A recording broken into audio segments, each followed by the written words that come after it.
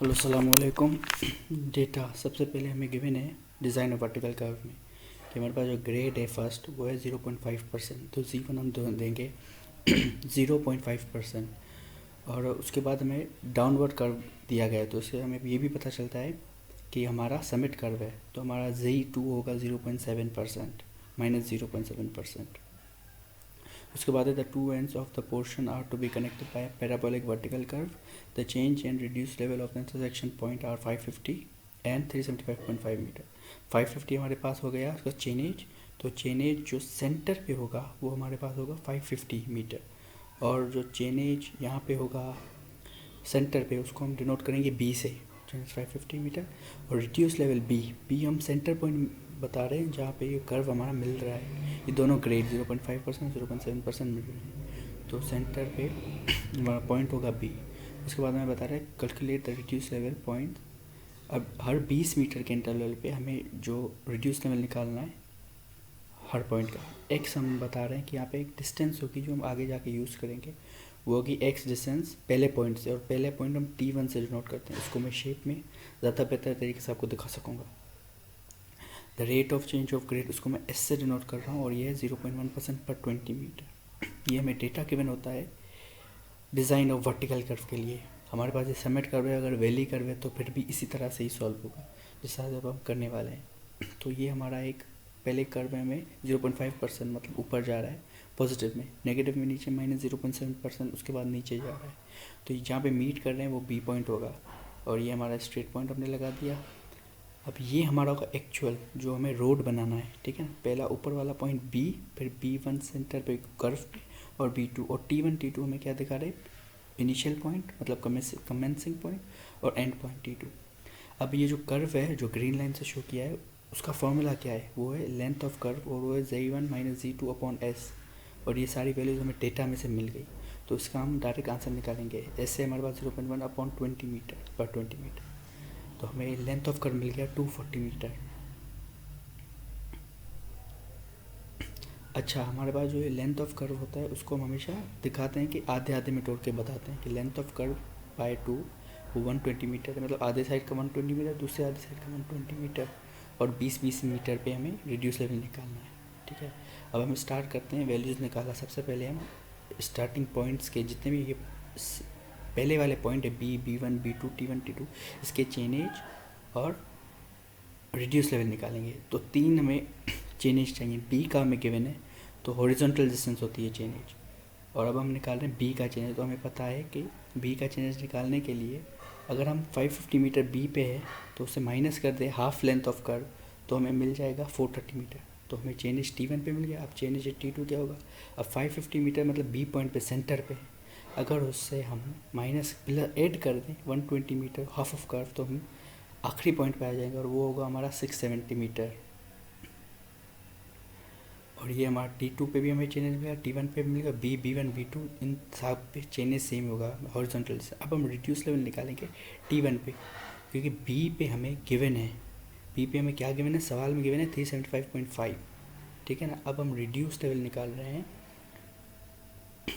T1 का, तो B का हमें पता है, अगर हम वर्टिकल डिस्टेंस माइनस कर दें, और वर्टिकल कैसे होगी, अब दो कर्व है, एक 0.5% 0.7%। अगर मैं T1 का निकालना है तो 0.5% को मल्टीप्लाई कर दूंगा हाफ ऑफ कर्व लेंथ से, तो जब मैं 0.5% को हाफ ऑफ कर्व लेंथ से माइनस कर दूंगा तो मुझे रिड्यूस लेवल T1 का मिल जाएगा, मतलब 375.5 बी का है, इसे मैं माइनस कर दूँ, और इस अलावा T2 ये मिसना रहेगा 375.5% माइनस कर दूँ। अब इन दोनों के जो हमें ग्रेड्स हैं 0.5 T1 के लिए और 0.7 T2 के लिए, और उसको मैं मल्टीप्लाई कर दूंगा हमारी हाफ ऑफ कर्व लेंथ मतलब 120 मीटर, तो हमें रिड्यूस लेवल मिल जाएंगे T1 और T2 दोनों पे।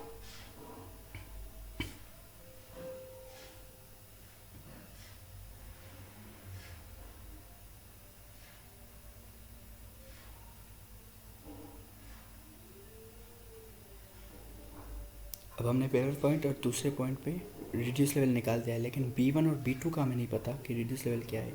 तो B2 है रिड्यूस लेवल, उसका निकलेगा एवरेज से। किस तरह, अब B2 लाई करता है T1 और T2 इन दोनों पॉइंट्स के बीच में, तो हम इसका एवरेज निकालते हैं T1 और T2 का, ताकि हमें B2 पे रिड्यूस लेवल मिल जाए। तो B2 के लिए रिड्यूस लेवल क्या होगा, अब जो T1 का निकला है और जो T2 का निकला है 374.9 और 374.6, इसका एवरेज निकाल दिया, हमें रिड्यूस लेवल B2 पे मिल गया। इसके बाद हमें निकालना है रिड्यूस लेवल B1 पे। अब B1 के लिए निकालने का तरीका कार है कि हम B और B2 दोनों का एवरेज निकाल दें। अब मुझे पहले से ही मालूम है कि B का हमें डेटा में गिवन है, B2 का हमें अभी निकाला है, तो इन दोनों का अगर मैं एवरेज ले लूँगा तो मुझे B1 का रिड्यूस लेवल मिल जाएगा। मेरा B1 का रिड्यूस लेवल होगा 375.5 प्लस, अब मैं इसमें ये मेरा 374.78 जो मैंने अभी निकाला है B2 का, इन दोनों का मैं एवरेज ले लूँगा तो मुझे रिड्यूस लेवल मिल जाएगा B1 पे।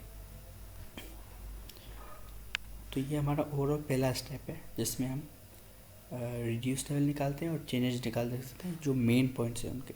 हमें सवाल में गिवन है कि हमें निकालना है रिड्यूस लेवल सेंटर वाले पॉइंट्स में, जितने भी बाकी जो पॉइंट्स आते हैं T1 के बाद, ताकि पूरा हमें कर्व बनाना है रोड का, तो वो हम किस तरह बनाएंगे। तो अब हम निकालेंगे। अच्छा, यहाँ पे मैं एक और चीज़ है कि B1 जो हमारा एक्चुअल रोड है उस पर करेक्शन कितनी है, ये मीन एक्चुअल हमें जो ग्रेड के हिसाब से जो कर्व निकाल रहे हैं वहाँ पे हमारा आ रहा है 375.5। अगर 375.5 से मैं एक्चुअल B1 का रिड्यूस लेवल माइनस कर दूँ तो मुझे आंसर मिलता है 0.36।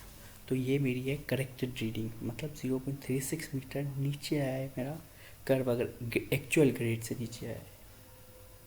तो ये हम आगे जाके चेक करेंगे कि 0.36 मीटर जो हमने निकाली है करेक्टेड रीडिंग, क्या ये सही है या गलत है। अब हम निकालेंगे करेक्टेड रीडिंग्स। करेक्टेड रीडिंग्स निकालेंगे 20 मीटर के इंटरवल पे, ठीक है। अब इसका एक फार्मूला है और उस फार्मूले से हमें पता चलेगा कि करेक्टेड रीडिंग्स क्या होंगी। अब उसका फार्मूला है Z1 minus Z2 upon 400 LC/2 into x square.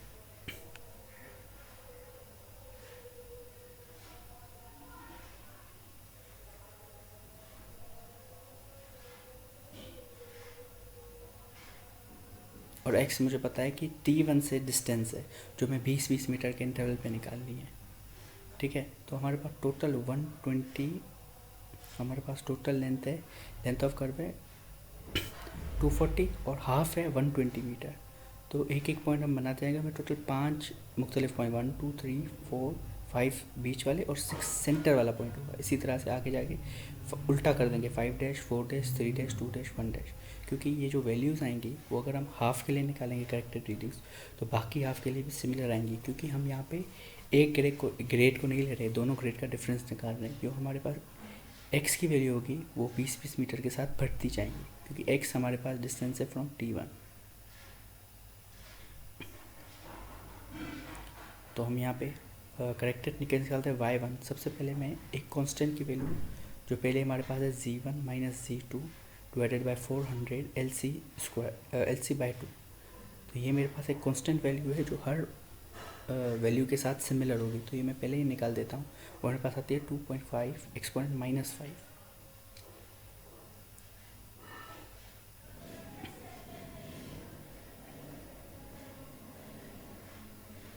तो ये वैल्यू मेरे पास, अब Z1 का फॉर्मूला क्या होगा, ये सिमिलर वैल्यू 2.5 एक्सपोनेंट -5 मल्टीप्लाई कर दूंगा एक्स स्क्वायर। अब एक्स स्क्वायर क्या है, एक्स स्क्वायर मतलब पहला पॉइंट से जो फर्स्ट वाला पॉइंट है उसकी डिस्टेंस कितनी, वो 20 मीटर है। तो अब दूसरा पॉइंट है उसकी डिस्टेंस कितनी होगी, वो होगी 40, तो 40 स्क्वायर। और तीसरे पॉइंट की होगी 60। तो इस हिसाब से हम Z1 Z2 और 1 2 3 4 5 सारे पॉइंट्स निकाल दे जाएंगे। यहाँ पे मैंने डिनोट Z1 Z2 Z3 तक किया है, लेकिन ये 1 2 3 पॉइंट्स है, ठीक है ना, और दोनों साइड से सिमिलर ही होंगे। तो यहाँ पे 60 क्यूब है, लेकिन मैं 60 स्क्वायर होगा, ये मैं करेक्ट कर देता हूँ। ये हमारे पास है first point, second point, third point, fourth point, और ये 80 स्क्वायर होना चाहिए। 0 पॉइंट हमारे पास आता है 16 मीटर। ये सिमिलर वैल्यूज़ हैं, इसी तरह से आते जाएंगे। ये 100 पावर स्क्वायर होगा, ये मैं कैसे सेट कर देता हूँ स्क्वायर। तो ये 5 पॉइंट्स आ गए, और आखिरी वाला होगा सेंटर वाला। तो सेंटर वाला 6 पॉइंट, और वो होगा 120 मीटर के डिस्टेंस पे। 120 स्क्वायर इसका तो हमारे पास आंसर आएगा 0.36 मीटर। और ये 0.36 मीटर है, जो मैं पहले बताया कि सेंटर पे जो करेक्शन होगी वो 0.36 मीटर होगी, और हमें मिली भी हुई है जो हमने पहले निकाली थी। तो हम वैल्यूज़ बिल्कुल सही निकाल रहे हैं, हम राइट पाथ पे हैं। ये हमारी करेक्टेड रीडिंग्स आ गई। इसको हम आखिर में टेबुलर फॉर्म में लिखेंगे, तो याद रखिएगा ये करेक्टेड वैल्यूज है। और 5 dash 1 dash 2 dash 3 dash 4 dash in सब की सिमिलर वैल्यूज है।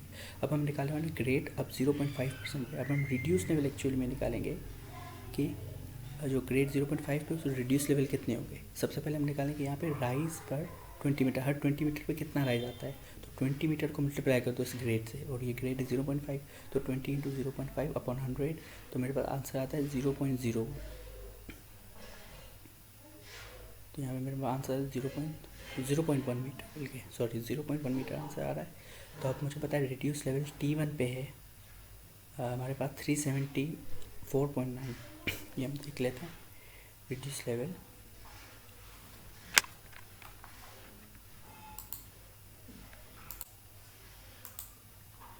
मुझे पता है रिड्यूस लेवल T1 पे है 374.9। ये हम पहले ही निकाल चुके हैं। रिड्यूस लेवल 374.9, ठीक है। अब जो फर्स्ट पॉइंट होगा वहाँ पे करेक्ट होके मतलब -0.1 मीटर प्लस होता जाएगा। तो जितना भी रिड्यूस लेवल जो राइज होगा वो 0.1 मीटर राइज होता जाएगा, तो वो 0.1 यहाँ पे ऐड होगा तो 375 मीटर आ जाएगा। तो पहले पॉइंट पे हमारे पास रिड्यूस लेवल होगा 375 मीटर, और सेकंड पॉइंट पे इसी तरह से हम 0.1 फर्स्ट वाले पॉइंट में ऐड कर देते हैं 375.1। तो 0.1 मीटर हर एक आगे वाली वैल्यू में ऐड होता जाएगा अप टू सेंटर पॉइंट। तो हमें पता है कि टोटल 5 पॉइंट्स है और 6th पॉइंट हमारा सेंटर है। तो इसी तरह से हम 375 इसमें 0.1 ऐड करते जाएंगे। तो एट 5th पॉइंट होगा 374.4 मीटर, और 6th पॉइंट होगा 375.5। अब मुझे पता है कि सेंटर पॉइंट वैसे ही हमें पहले ही पता था 375.5 है। तो ये एक वापसी चेक हो गया कि सेंटर पॉइंट 375.5 मीटर है। तो जिस तरह से अभी हमने ग्रेड निकाला है 0.5 वाले स्लोप का, इसी तरह से अभी ये देखिए 375.5 सेंटर पे बी पे, और यही हमें ग्रेड से मिला है, यहाँ से भी आंसर मिला है। और अब हम निकालने वाले हैं राइज -0.7 पे, कि उस पर ग्रेड किस तरह से किस स्पीड से बढ़ रहा है। तो हमें पता है कि किसका निकालने वाले हैं ग्रेड -0.6,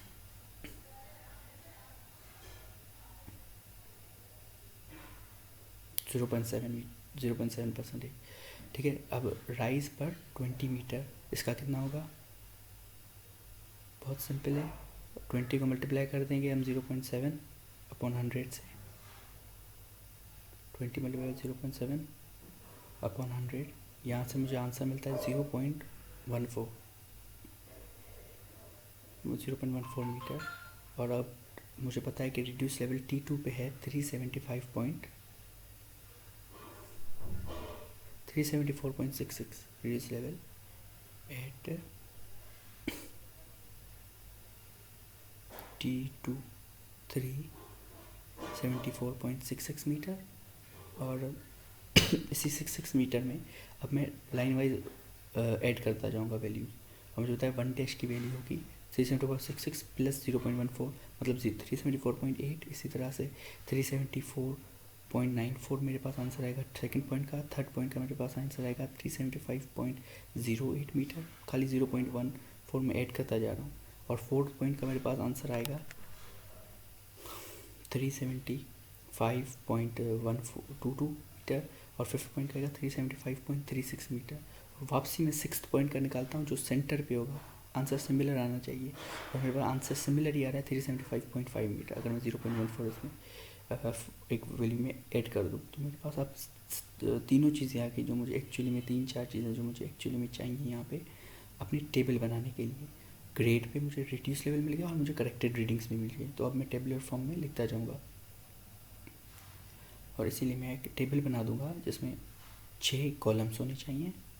अब मुझे पता है point, change, reduce level at grade, correction, corrected readings और रिड्यूस लेवल एट कर जो हमें एक्चुअली में चाहिए। इसी तरह से हम पॉइंट्स दे जाएंगे T1 1 2 3 4 5 6 सेंटर 5 डैश 4 डैश। अब चेन एज मुझे पता है पहले पॉइंट का 430 मीटर, तो 20 में ऐड करता जाऊँगा T2 तक। 670 मीटर, जो हम पहले भी निकाल चुके हैं ये चेक करने के बाद। अब मुझे पता है रिड्यूस लेवल ग्रेड पे मैंने अभी भी निकाले हैं, वो है मेरे, वो सारी वैल्यूज़ मैं लाइन वाइज लिखता जाऊँगा। T1 पे मेरा रिड्यूस लेवल क्या है, T2 पे मेरा क्या है, 1 2 3 4 5 6 और 1 डैश तक कितना वैल्यू है। उसके बाद मैं करेक्शन निकालूंगा, जो करेक्टेड रीडिंग्स मैंने निकाली हैं वो सिमिलर ही होंगी, 0 0.01 इसी तरह से सेंटर पॉइंट देना है। उसके बाद ये सिमिलर होती जाएंगी सिमेट्रिकल की तरह, और वो वैल्यूज़ मैं डायरेक्ट लिख दूँगा। अब मैं रिड्यूस लेवल, अब मैं माइनस करता जाऊँगा दो वैल्यूज़ को, रिड्यूस लेवल ग्रेड में से माइनस करूँगा करेक्शन को, तो जो वैल्यू मेरी आएगी वो रिड्यूस लेवल एट कर्व में मैं लिखता जाऊँगा। और इसी तरह से 375.36 से 0.25 में 3.5.11। अब ये सारी वैल्यूज़ अगर हम देखें तो बस मैं माइनस कर रहा हूँ ये दो टेबल्स को और मुझे आंसर मिलता जा रहा है। थोड़ी करेक्शन मैंने कर दी, गलती की थी, स्टार्ट, सेंटर और एंड पॉइंट। Thank you.